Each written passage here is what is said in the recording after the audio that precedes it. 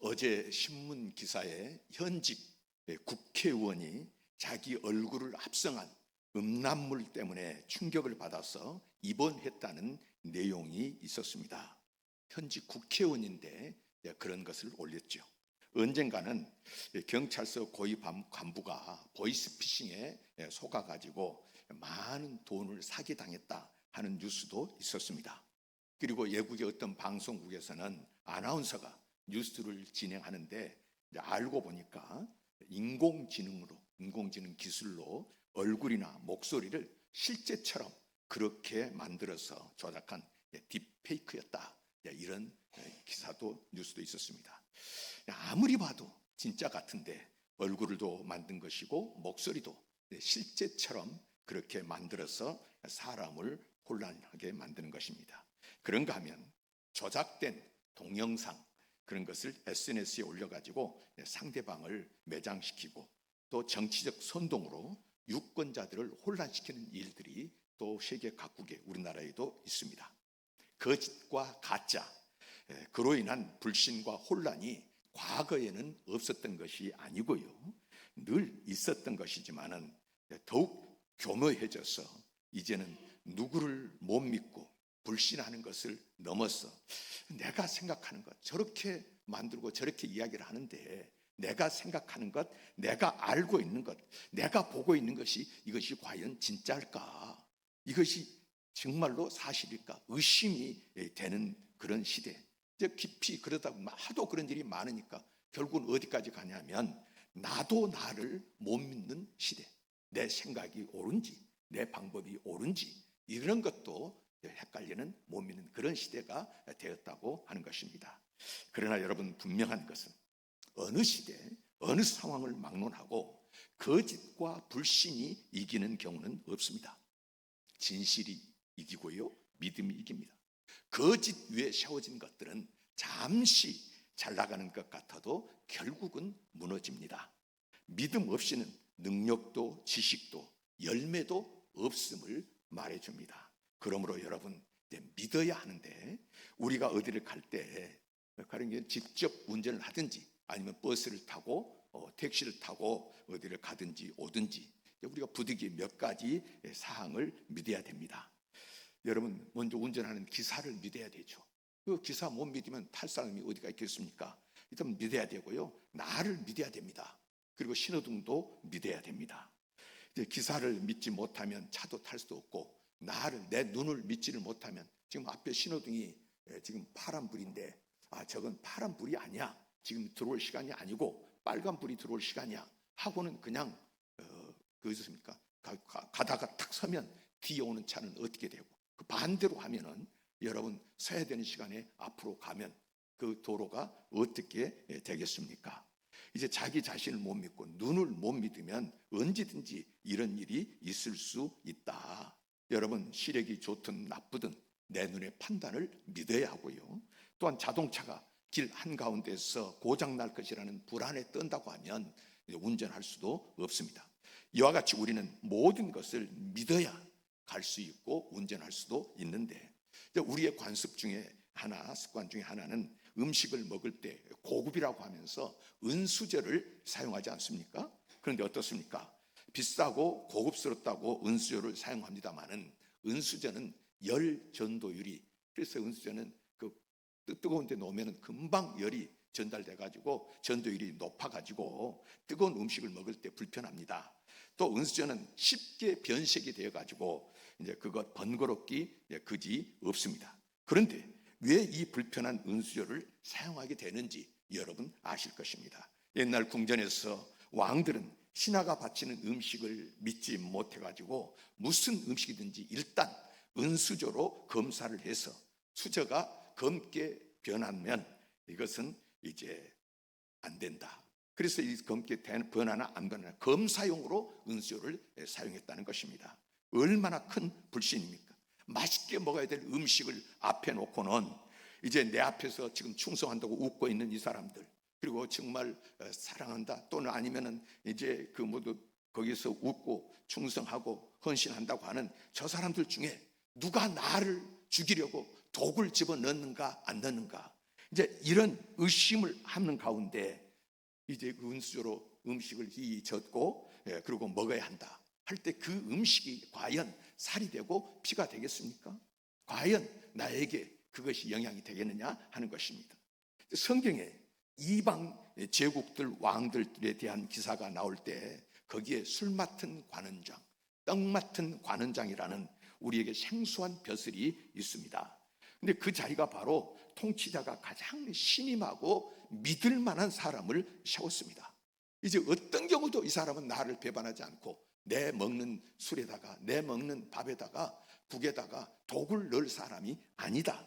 그걸 믿는 사람, 그것이 신임하는 사람을 그런 자리에 세웠죠. 이제 그러니까 당연히 왕의 신임을 받으니까 그 사람은 권력의 자가 되는 것이고요. 그런데 믿음이 힘이 있고 그걸 통해서 알 수 있는 것은 이제 그 사람이 결국 왕이 믿어주니까 그것이 힘이 되고 권력이 된다는 것도 알 수 있습니다.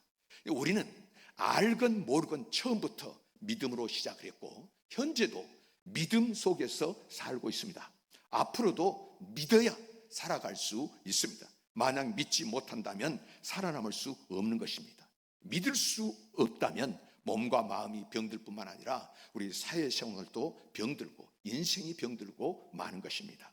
의심과 불신은 같은 것이 아닙니다. 우리는 때때로 불신보다도 의심을 많이 하죠. 믿어야 하는 일을 당연히 믿어야 하는데 공연히 반신반의해서 갈등하게 되고 부정적이고 소극적으로 그런 임하다가 결단하지 못하는 것입니다. 나아가야 될 때 의심하다가 결단하지 못하고 어떤 것을 우리가 결정해야 될 때 그렇게 해서 의심하다가 결정하지 못하고 이제 이런 일이 되풀이다 보면 병적으로 나타나고 마침내 불행한 삶을 살게 되는 것입니다. 세상에서 제일 불행한 사람은 그 누구도 믿지 못하겠다 하는 사람이고요. 반대로 믿음으로 사는 사람은 항상 행복할 수 있는 것입니다. 미국의 39대 대통령 카터에 대해서 우리가 많은 이야기를 들었습니다. 이제 신앙이 너무 좋은 사람이, 그래서 도덕 정치를 그 사람이 내세우면서 이제 그렇게 정치하는데, 그런데 재임 중에는 그 정직함 때문에 그 깨끗하게 하려고 하는 것 때문에 많은 어려움을 겪었고 인기도 별로 없었습니다. 그러나 나중에 그는 100살까지 장수하면서 가장 존경받는 역대 대통령 중에 최고의 반열에 오른 사람이 되었습니다. 어느 날 그가 이란 인진 문제로 기자회견을 했는데 한 기자가 대뜸 대통령께서는 대통령으로서 거짓말을 한 적이 있습니까? 하고 엉뚱한 질문을 했습니다. 그때 카터가 대답하기를 제 기억으로는 고의적으로 알면서 거짓말을 한 적은 없습니다. 왜냐하면 어떤 인권이나 국가적인 이익을 위하여 잠시 거짓말을 했다가는 그 후에 이 거짓말을 밝혀내기까지의 손실이 더 많은 것을 알고 있기 때문입니다.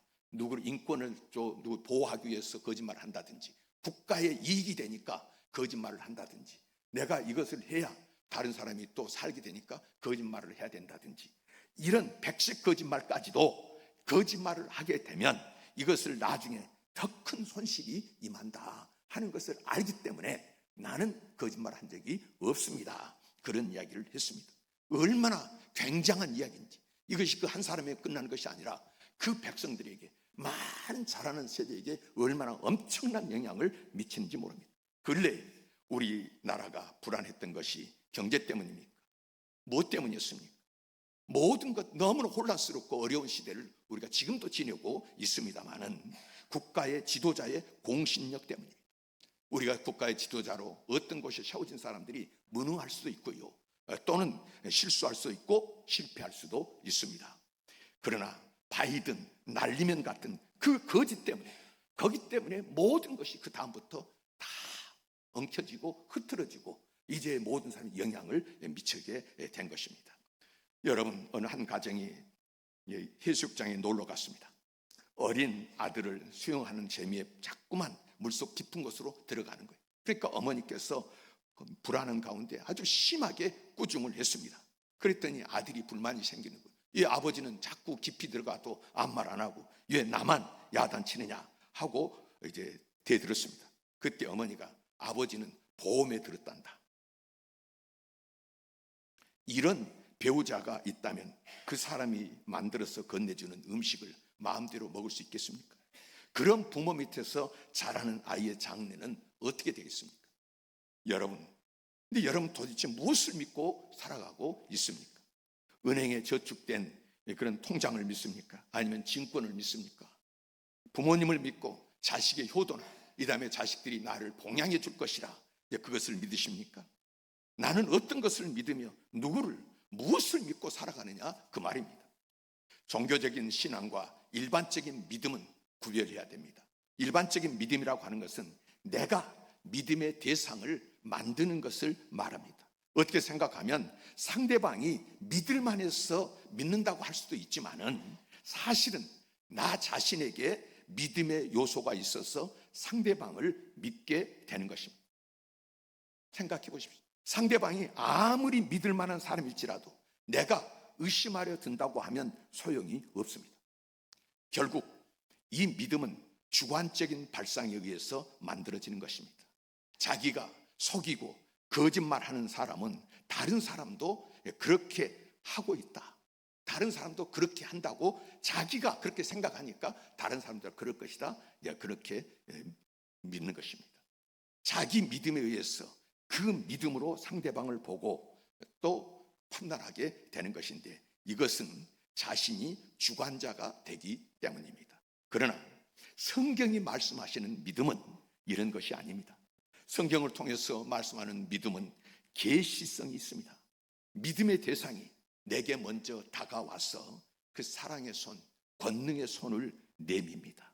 그러면서 믿음에 요구하는 객체, 주도적인 신앙이죠.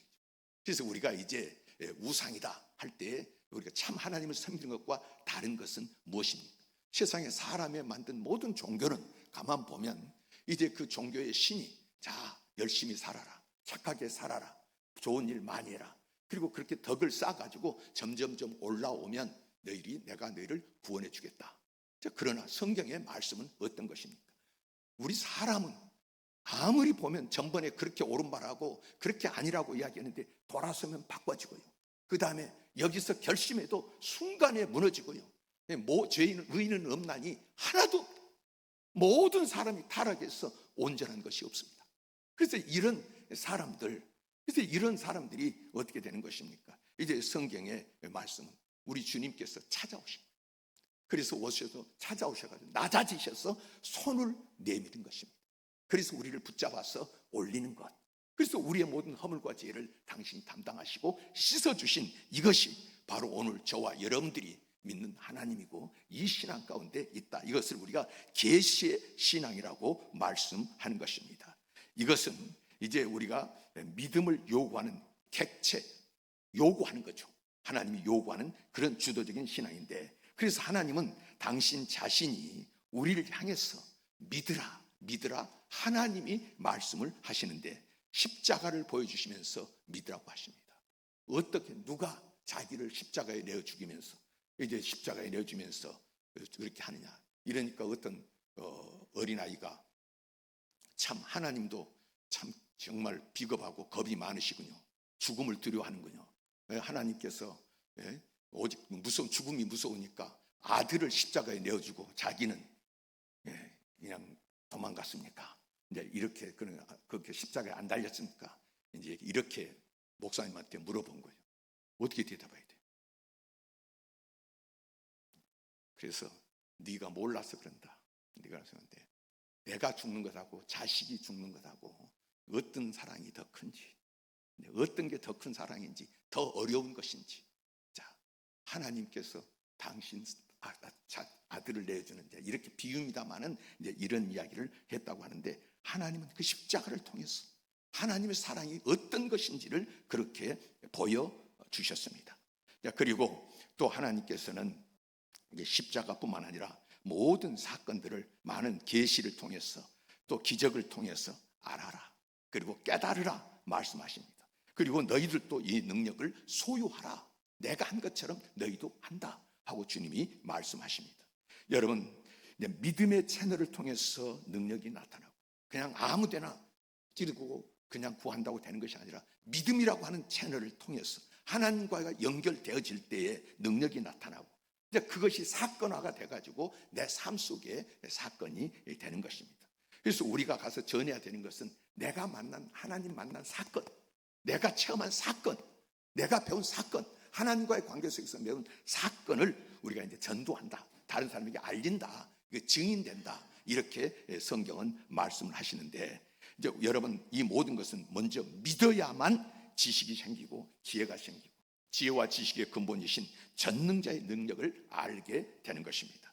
출애굽기를 보면 이스라엘 백성이 애굽에서 나와가지고 가나안을 향해서 40년 동안 가는 동안에 하나님은 시종일관, 사실 여러 가지 사건이 있고 여러 가지 말씀을 하시는 것 같지만 한 가지입니다. 무엇을 가르쳤습니까?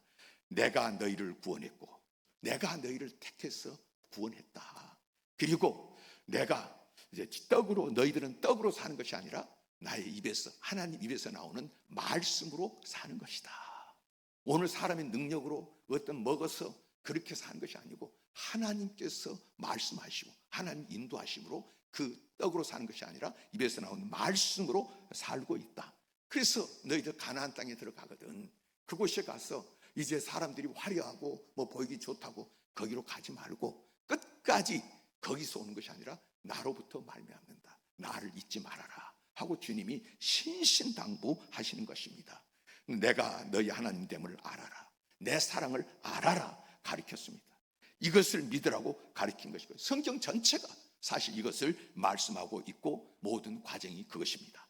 요한복음 20장 31절에 보면 오직 이것을 기록하면 너희로 예수께서 하나님의 아들 그리스도이심을 믿게 하려 함이요 또 너희로 믿고 그 이름을 힘입어 생명을 얻게 하려 함이라. 성경이 기록된 목적을 분명하게 말씀하십니다. 예수님은 모든 이적, 기사, 표적을 보여주시면서 계속적으로 뭐라고 하십니까? 이거 누려라, 잘 살아라, 이게 아니고요, 보여주면서 믿으라는 거예요. 이거 보고 믿으라, 이 기적을 보고 이 표적을 보고 믿으라 강조하고 계십니다. 그런데 어떻습니까? 제자들을 보십시오. 그리고 그 당시의 사람들을 보십시오.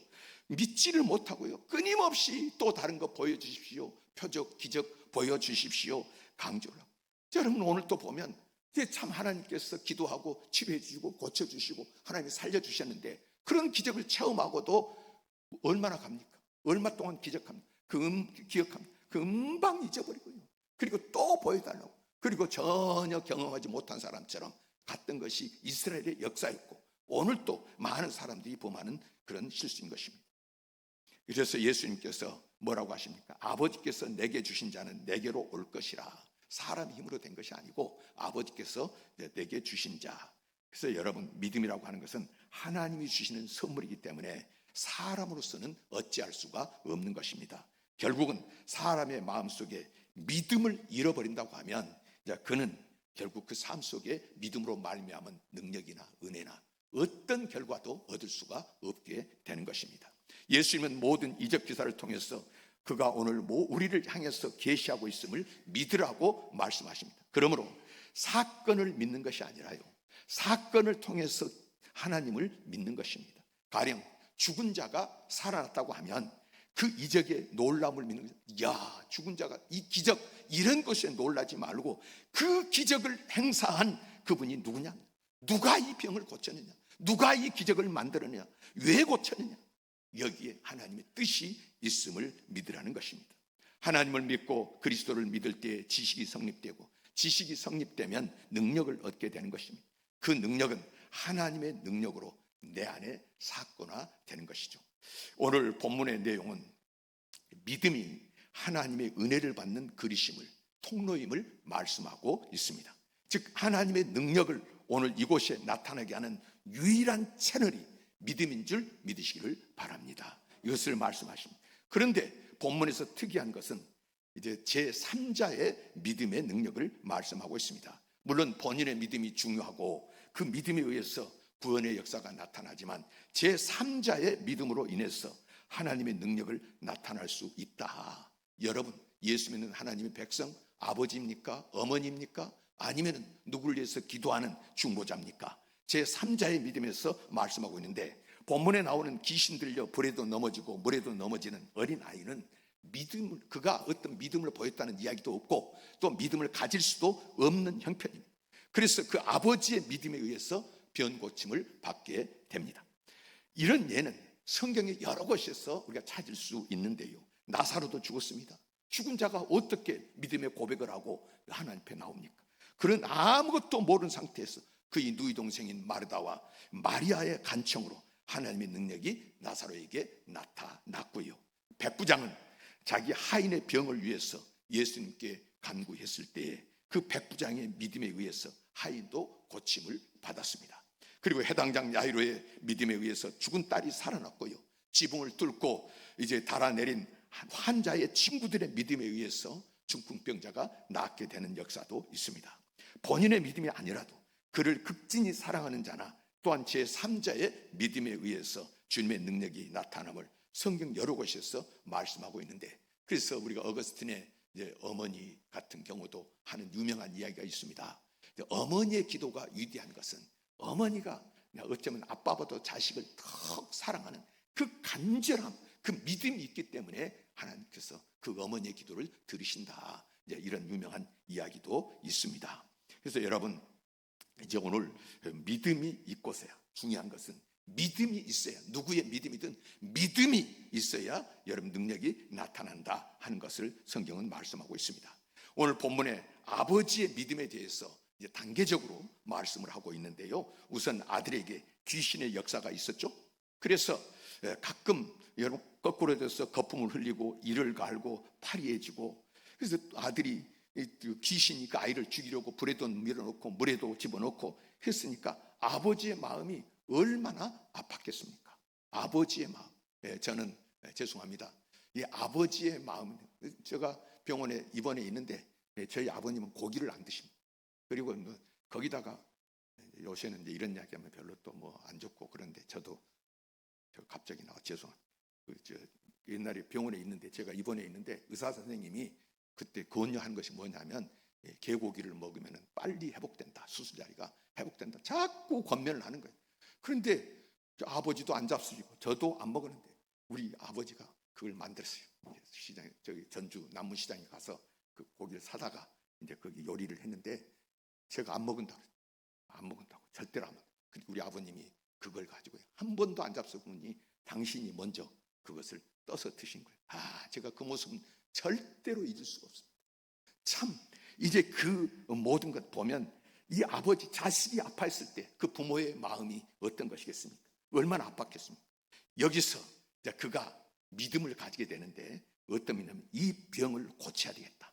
그래서 어디선가 길이 있을 것이라고 자기 필요에 의해서 이제 그 믿음을 갖게 되는 것입니다. 그 믿음의 동기가 뭐였습니까? 바로 자기 필요에 의해서 믿음이 생겼습니다. 이렇게 절박한 상황에서 믿음을 찾아 헤매는 것은 사실 믿음 자체와는 별개의 것입니다. 어쨌든 그는 믿고자 했기 때문에 예를 쓰는데, 이것은 어디까지나 이런 것은 일반적인 믿음이라 다 그럴 거예요. 그런 믿음을 가지고 있었습니다. 그래서 그는 첫째 의원을 찾아갔습니다. 병원을 찾아가고 의원을 찾아가고 여기저기 수소문해서 이제 좋다는 곳은 다 찾아다녔습니다. 그런데 결론은 실망뿐이었습니다. 마지막으로 어디 왔습니까? 예수님을 찾아왔는데 예수님은 안 계시고 제자들만 있는 거예요. 유감스럽게도 제자들이 뭐 예수 이름으로 뭐 선포하고 뭐 기도를 하고 붙잡고 기도하고 했는지 제자들도 고치지 못했습니다. 여기서 다시 실망을 하는 것입니다. 이제 모두에게 배신당한 느낌으로 그래도 돈 갖고 가서 많은 돈을 주면 그 유명하다는 그분은 고칠 줄 아는데 거기도 안 돼. 그 다음에 오늘 이제 결국 와서 이제 예수님께 왔는데 예수님도 안 계시지, 제자들도 안 돼. 이제 누구도 믿을 수 없게 된 그런 상황에 그가 오늘 본문에 변화산에서 내려오신 예수님을 만났습니다. 그때 그가 마음속에 어떤 생각이 있을까요? 예수님은 할 수 있다. 아니요. 왜냐하면 지금까지 안 됐는데 이분이라도 되겠느냐, 이분이라고 되겠느냐. 그래서 그가 하는 말이 무엇을 하실 수 있거든, 다 안 되다 보니까 그래도 혹시 무엇을 하실 수 있거든 우리를 불쌍히 여기서 도와주소서 하고 요청을 하죠. 이건 믿음이 아니라 반신반의하면서 그냥 말해보는 거예요. 이때 주님께서 책망을 하시면서 할 수 있거든이 무슨 말이냐, 믿는 자에게는 능히 하지 못할 일이 없느니라, 아주 엄하게 말씀하십니다. 예수님은 당신이 가지고 있는 무엇인가 영향받아 오염된 종속적 그 불신앙을, 그 사람이 가지고 있는 그 종속적 불신앙을 이제 사람들에게 상처받고 세상에 상처받고 어떤 자기가 가지고 있는 이론에 그런 것들에 가서 상처를 받아가지고 예수님만 믿어야 되는 그 신앙이라고 하면 오염이 돼가지고요, 예수님 믿어도 별일 있을까 하고는 그런 오염된 신앙을 예수님께서는 아주 안 된다 하고 꾸짖으신 것입니다. 여러분, 아무도 믿을 수 없는 상황이라도 하나님은 믿어야 되고 그리스도는 믿어야 됩니다. 그래서 하나님을 믿으니 또 나를 믿으라 주님이 말씀하시고, 사람은 할 수 없을 때 하나님은 하실 수 있느니라 주님께서 거듭거듭 말씀하셨습니다. 여러분, 나 자신을 믿지 못하는 순간일지라도 예수님에 대한 믿음을 분명히 해야 됩니다. 그리스도인은 새로운 시선, 새로운 마음으로 바라봐야 되고, 이것이 예수님께서 요구하시는 믿음인데요, 오늘 본문에 보십시오. 예수님께서 변화산에서 내려오시는데 오늘 본문 14절에 예수님께서 그들에게 갔을 때 제자들에게 와서 보니 큰 무리가 제자들을 둘러싸고 서기관들이 그들과 더불어 변론하고 있더라. 무슨 이야기 한 거예요? 거기서 예수님을 믿습니다 하고 예수님 나온 것이 아니라 서기관들과 제자들과 어울려서 이건 왜 안 되느냐, 너는 못하느냐, 그 다음에 신앙은 이런 것이다, 종교는 이런 것이다 하고 많은 변론들을 하고 거기에 시간을 보내고 있더라 그 말입니다. 그런 가운데 예수님께서 오셔서 지금 말씀을 하시는 건데, 이제 이 사람들은 그런 사람과 이야기 속에서 오랫동안 예수를 믿으면서도 예수님만을 바라본 것이 아니라 어떻습니까? 오늘 교회가 어떻고 누구 때문에 내가 어떻고 이런 곳에서 많은 사람들이 상처를 받고는 이제 그 신앙이 오염돼 가지고 주님을 바라보지를 못하는 것입니다. 그럴 때 여러분, 우리가 믿는다고 하는 것은 뭐를 말하는 것입니까? 사람에게 배신당했다고 하나님을 믿지 않겠다 하는 것이 여러분 올바른 신앙이 아닙니다. 사람이 하지 못했다고 하나님도 할 수 없는 것입니까? 우리가 비록 불신 시대에 살지만은 하나님을 믿는 믿음만은 새로워야 될 줄 믿습니다. 그래야만 비로소 하나님을 믿게 되고 그리고 사람을 믿게 되고 거기에 하나님의 역사가 일어나는 것입니다. 하나님을 믿는 그 믿음 안에서 여러분 역사의 방향을 우리가 알게 되는 것입니다. 지금 내 생각으로 우리가 생각할 때 왜 이런 방향으로 가고 있는지, 왜 이런 혼란이 있는지 하고 우리가 자기 생각으로 오늘 세상만 보면 판단하지만 하나님이 역사의 주인이십니다. 그리고 기도하는 사람이 있을 때 하나님께서는 지금은 이 길로 가서 안 되는 것 같지만 하나님께서는 모든 역사의 방향을 원하신 대로 끌고 가는 줄 믿으시기를 바랍니다.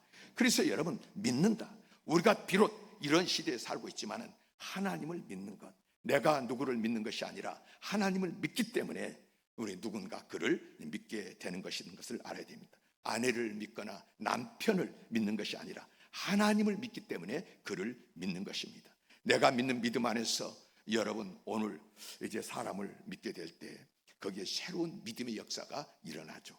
이런 불신 환경, 불신 경험, 불신 체질화된 우리일지라도 다시 여러분 오늘 내려오신 예수님을 오늘 사람들과 떠들고 거기서 토론하고 변론하고 여기에 있는 것이 아니라 예수님께 나아가기를, 순수하게 주님께 서기를 주님께서 원하신 줄 믿습니다. 조금 무식해 보이고요, 조금 저 사람 왜 저런가 할지 몰라도 오직 예수님만 바라보고 가는 그 신앙, 그래서 주님께서는 늘 믿기만 하라 말씀을 하시고 하나님의 영광을 보리라 말씀을 하시는 것입니다. 공부를 많이 한 목사님이 계셨는데 동양 철학에도 해박하고 그다음에 신학에도 굉장히 학문적이고 그래서 이 철학적 사고가 뛰어난 한 목사님이 계셨습니다. 이 목사님이 중국 선교사로 6년 다녀왔는데 그분이 와서 하신 간증이 있습니다. 자신은 그동안에 통성기도하는 것, 이런 신앙을 저급하게 생각을 하고 묵상기도를 한다든지 관상기도를 한다든지 이런 사람들이 성숙한 믿음으로 하나님과 교제하는 그런 믿음을 가진 사람이라 생각했다는 것입니다. 그런데 중국에서 이제 조선족 말고 한족들을 6년 동안 그들 선교하는 동안에 그 생각이 바뀌었답니다. 아무리 고상한 기도를 하고 신앙이 좋을 것 같은 사람들 중에도 이 자아가 깨어지지 않는 사람들이 있고, 반면에 통성 기도를 하고 자기 생각에 무식해 보이고 참 어리석게 보여도 온전히 하나님을 의지하는 사람이 있다 하는 것을 보았습니다. 한 한족 할머니가 영적인 체험을 통해서 그 선교사님의 생각을 완전히 바꿔버린 것입니다. 그분은 성경 지식이 없는데도 예수 이름으로 병자에게 손을 얹으면 신유의 은사가 나타났습니다. 병이 치료되고 고쳐지는 것입니다. 이 할머니가 목사님을 찾아와서 상담을 요청했습니다. 목사님, 병 나은 사람들이 자꾸 저에게 선물을 가져다 줍니다. 어떻게 해야 할까요? 하나님이 하신 일인데 제가 영광을 받아야 하나요? 병을 고쳐주신 분은 제가 아니고 하나님인데요. 괴로워하는 할머니를 보면서 그 선교사님은 자신을 돌아보았다고 합니다. 나는 신앙의 단계가 높아지고 많이 배우면 그 사람이 성숙해지는 줄 알았더니 그게 아니더라. 성숙이라는 것은 하나님 앞에서 내가 누구인지 끊임없이 돌아보고, 그리고 하나님이 하신 일을 인정하는 그 사람이 바로 성숙한 신앙이더라 하는 것입니다. 여러분, 이제 우리가 2026년 보내고 오늘 추수감사주일, 맥주감사주일이라 이렇게 하면서 주님 앞에 있습니다. 자, 여러분, 이 모든 지난 날들을 돌아보면서 내가 어떻게 열심히 살았고 내가 뭔가 했고, 여러분, 그렇습니다. 그렇게 하시도록 하나님이 은혜 주신 줄 믿습니다. 뿌리로 돌아가시기를 주님께서 원하신 줄 믿습니다. 토론하고 여기저기 이제 그러면서 서기관들 함께 모여서 이런 것이 아니고요, 하나님께서 주셨습니다. 하나님께서 인도하셨습니다. 이 믿음이 분명하다고 하면 여러분 앞으로의 모든 삶 속에서 하나님께서 여러분에게 더 많은 감사의 역사의 은혜를 베풀어 줄 줄 믿습니다. 불에도 넘어지고 물에도 넘어졌던 그 자식을 우리 주님께서 그 믿음 때문에 살려주셨던 것처럼, 주여 내가 믿나이다, 믿나이다. 사람들이 뭐라 그러든 오늘 그렇게 고백을 하고 자기 자신, 세상 주변을 이기고 고백하는 그 사람에게 하나님께서 은혜를 주셨던 것을 생각할 때 이 불신의 시대에 우리가 사는 길이 뭘까? 예수로 말미암아서 승리하시길 주의 이름으로 축원합니다.